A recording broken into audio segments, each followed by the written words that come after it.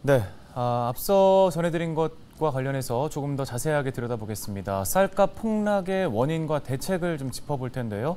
취재 기자와 전화 연결되어 있습니다. 한범호 기자, 먼저 이렇게 쌀값이 폭락한 이유부터 좀 짚어볼까요? 네, 한마디로 공급은 넘치는데 수요는 줄었기 때문입니다. 지난해 국내 쌀 생산량은 전년보다 10.6% 증가한 388만 톤인데요. 수요량은 이에 훨씬 못 미치는 361만 톤으로 추정됩니다. 지난해에만 27만 톤의 쌀이 남아돈 셈입니다. 현재까지 누적된 재고량도 상당합니다. 지난달 말 기준 전국 농협 창고에 쌓여있는 쌀은 31만 3천 톤에 달합니다. 최근 10년 새 최고 수준입니다. 반면 소비는 해마다 줄고 있는데요. 지난해 국민 1인당 연간 쌀 소비량은 56.9kg으로 2012년 이후 최저 수준을 보였습니다. 네, 재고는 쌓이는데 소비가 안 돼서 가격이 점점 떨어지고 있는 건데 쌀 주산지인 충남 역시 악영향을 받을 수밖에 없는 거죠? 네, 그렇습니다. 충남에선 전체 12만 농가 가운데 3분의 2에 해당하는 8만 농가가 벼를 재배하고 있는데요. 올해 벼 재배 면적을 보면 충남은 13만 3천여 헥타르로 전남에 이어 전국에서 두 번째로 큽니다. 쌀값 폭락이 지역 경제에도 큰 타격을 줄 수 있는 상황인데요. 충남을 포함한 8개의 쌀 주산지 광역단체장들은 공동 성명을 내고 대책 마련을 촉구하고 나섰습니다.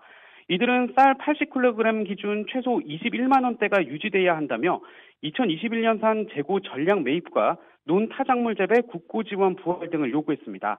충남도의회도 쌀 국가기관 산업 지정과 수급 조절을 통한 농가 소득 보장을 촉구하는 건의안을 채택했는데요. 그러면서 정부가 기준 가격을 제시하고 이보다 더 낮은 금액 중 최저가를 써낸 농민의 쌀을 먼저 매입해주는 역공매 최저가 입찰 방식이 가격 폭락을 가속화했다고 비판했습니다. 네, 그러면 정부와 지자체에서는 어떤 방식으로 대응을 하고 있습니까? 충남도 관계자는 논타작물 재배 지원과 품종 다변화, 해외 수출 등을 추진하고 있지만 농가의 기존 벼 재배 선호가 강해 가시적인 효과를 거두긴 어려운 상황이라고 밝혔는데요. 당장 가격 안정을 위해 정부는 올해 세 차례에 걸쳐 시장 격리를 시행했습니다. 농림축산식품부는 지난해 생산된 쌀 37만 톤을 사들이는데 7,800억 원이 넘는 예산을 올해 투입했는데요. 정부는 추가 시장 격리를 검토하고 있는 가운데 이달 말쯤 쌀 수급 안정 대책을 발표할 예정입니다. 더불어민주당은 이번 정기국회에서 과잉 생산된 쌀을 정부가 의무적으로 매입하도록 하는 이른바 쌀값 정상화법을 조속히 처리하겠다고 밝힌 상태입니다.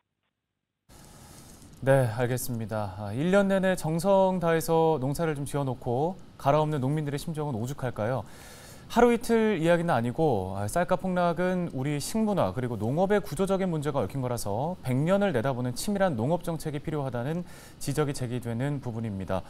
자, 정부, 농림수산식품부 공무원들, 부모님들 중에서도 농사 짓는 분들 계실 텐데 농업정책 당국자분들이 좀 자기 일처럼 생각하시고 현실적인 대안을 마련해 주시면 좋겠습니다. 여기까지 듣겠습니다. 한범호 기자였습니다.